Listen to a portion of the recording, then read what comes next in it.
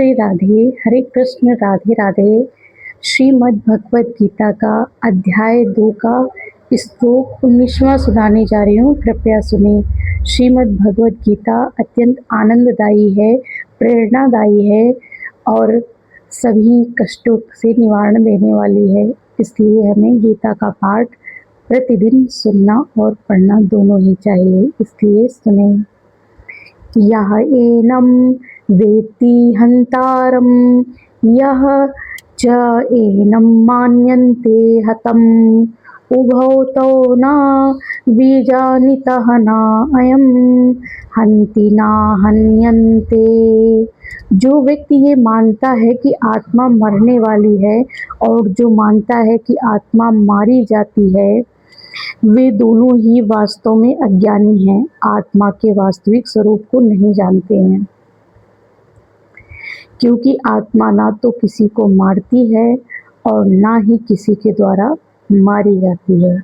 ऐसा भगवान श्री कृष्ण अर्जुन को गीता में समझाते हुए कहते हैं।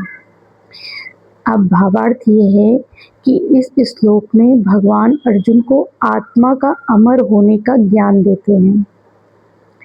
आत्मा शाश्वत है, नित्य है और अजर अमर है। इसे कोई शस्त्र नहीं काट सकता, ना ही किसी भी माध्यम से मरती है।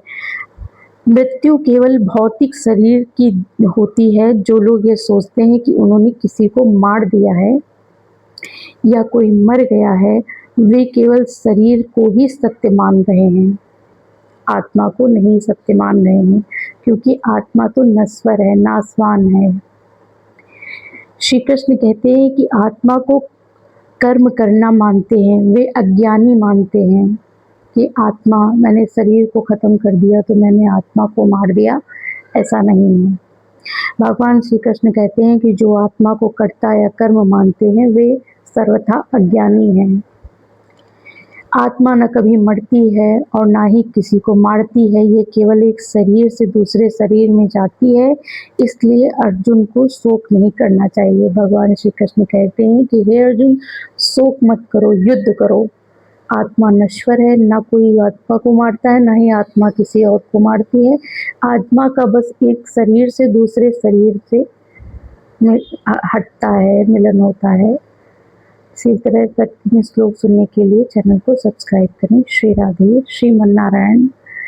हरे कृष्ण, राधे राधे, हरे कृष्ण कृष्ण कृष्ण हरे हरे, हरे राम राम राम, राम राम हरे हरे।